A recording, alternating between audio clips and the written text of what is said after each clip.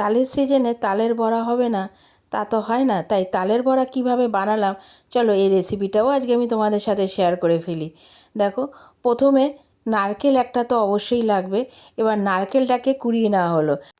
তবে নারকেলটা কিন্তু আমার মেয়েই কুড়িয়ে দিচ্ছিল, কারণ ওকে শিখিয়ে দিচ্ছিলাম যে তালের বড়াটা কিভাবে বানাতে হয়।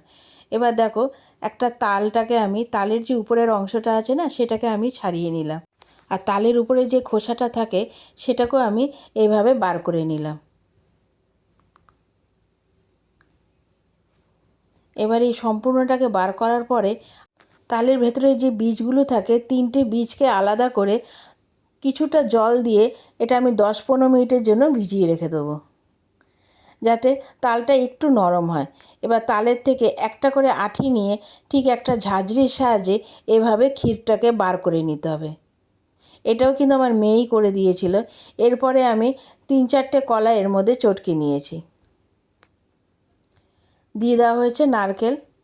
নারকেল ছাড়া তো তালের বড়া মোটেই ভালো লাগে না, তাই নারকেল তো অবশ্যই লাগবে। এরপরে দিয়ে দেবো খানিকটা সুজি।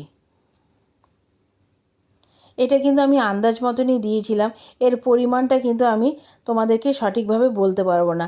তালের সাইজটা যেরকম তার উপরে আন্দাজ করেই কিন্তু এই জিনিসগুলো তোমাদের অ্যাড করতে হবে।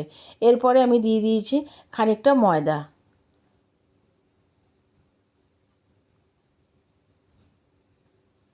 ময়দাটা দিয়ে বেশ ভালো করে কিন্তু মাখিয়ে নিতে হবে।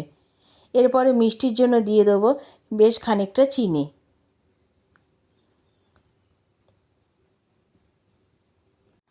এরপরে কড়াইতে বেশ খানিকটা তেল দিয়ে এবার বড়ার আকারে আমি এক এক করে ভেজে নেব।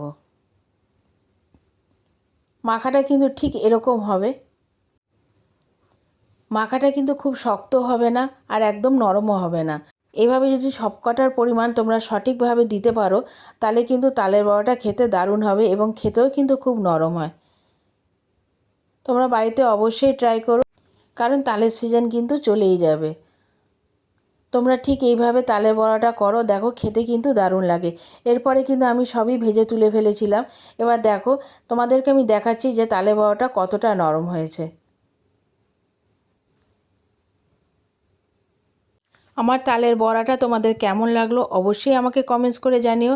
আর আমার তালের বড়াটা যদি ভালো লেগে থাকে তাহলে অবশ্যই লাইক, কমেন্টস আর শেয়ার করে দিও।